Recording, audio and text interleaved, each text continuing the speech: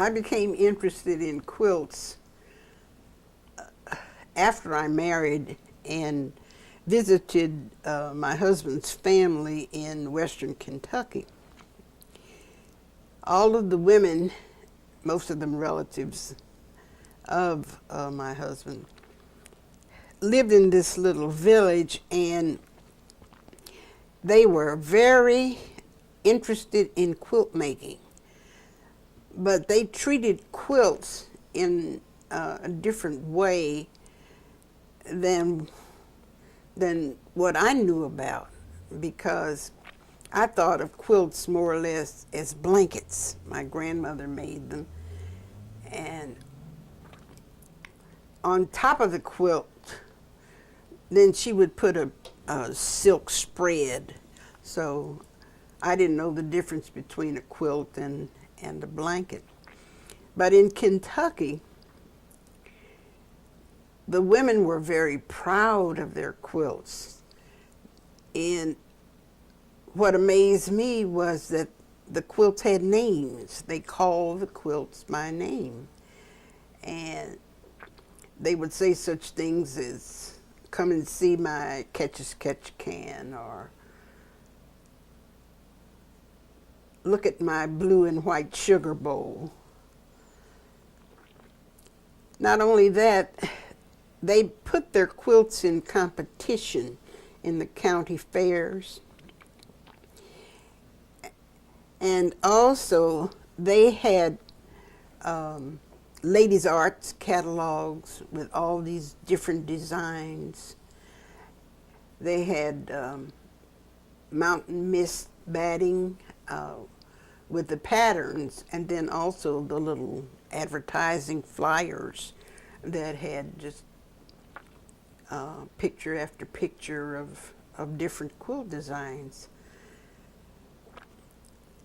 So it was really an interest in the quilt designs and the patterns that first attracted me.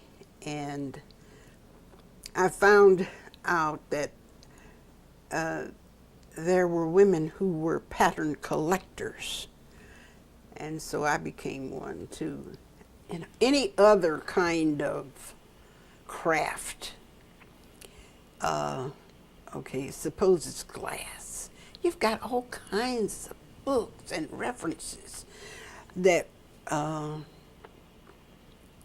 that you can use. But with quilts, where's the information? The information is in newspapers and magazines up until, really until at least the mid-60s and basically to the 70s. Now they're just hundreds of books, but they were non-existent back then. So if you wanted to know about quilts at the Art Institute of Chicago, when did they have their first exhibition? Can you read about it? Can you read about early collectors? Where are you going to find that information? You're going to find it in magazines like Antiques. You're going to find it in the journals of those particular institutions. But you don't have books that will tell you.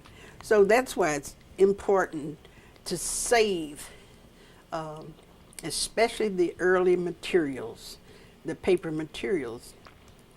Nowadays, one can photocopy, if you find this at the library and other places, you can photocopy it, and you can encase it in plastic covered sheets, and you don't have to paste it down like we did with the scrapbooks. I didn't start out studying African American quilts as such, as a specific topic. I knew that black people had made quilts. My grandma made them.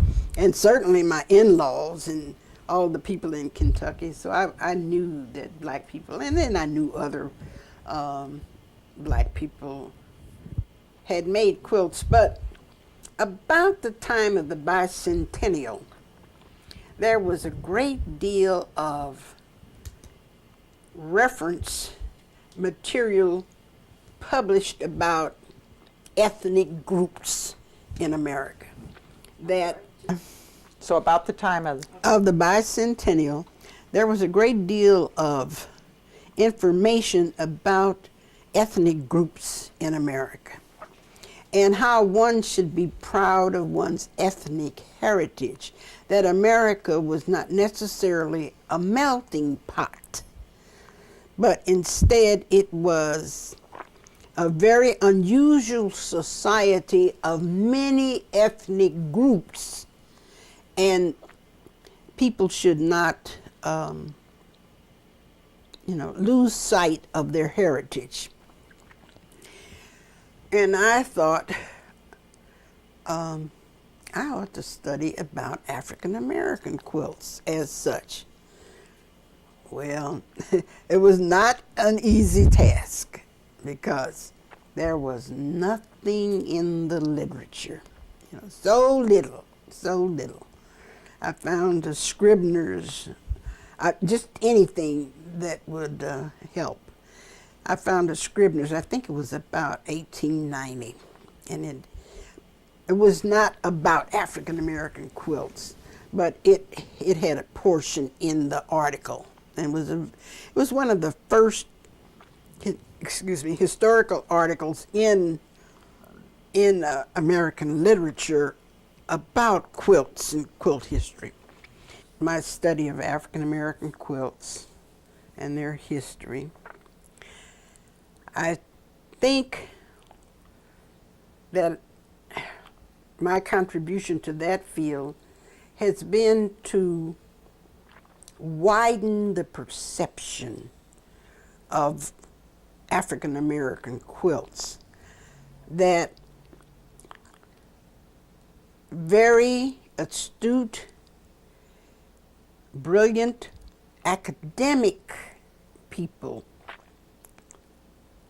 who I really can't thank enough, because behind their prestige, which is recognized by the community outside of quilts, the world, they would recognize these academics and their interest in quilts, African American quilts, and the history brought to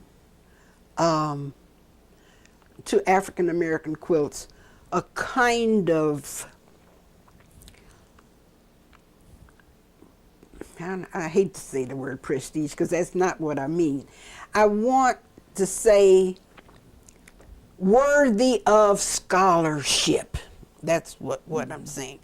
So by them doing that, but I parted company with them in the interpretation, because I believe that they were too limiting on African American quilts. But that's not to take anything away, because if they had not participated in African American quilt history, then I don't think that African American quilt history would be at the point where it is today. I think the younger people are even more, young African American quilt makers are even more illustrating what I've been preaching by the diversity of their works, and that no longer will people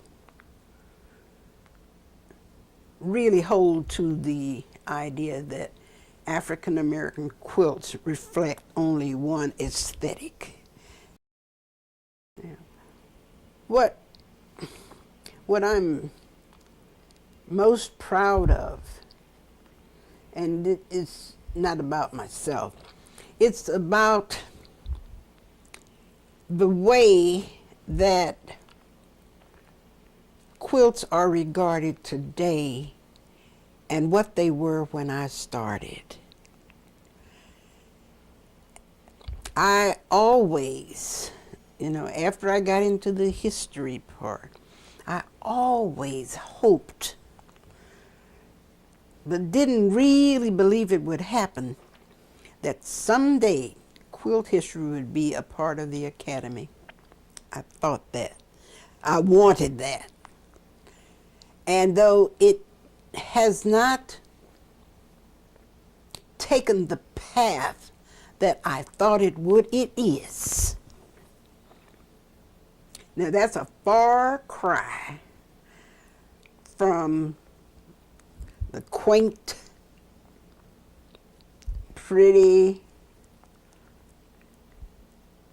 and that's not to take anything away from quaint and pretty, but the idea that this phase of women's work, largely women's work, has come to this point. And that to me is probably the most satisfying part of what I've received from the quilt world.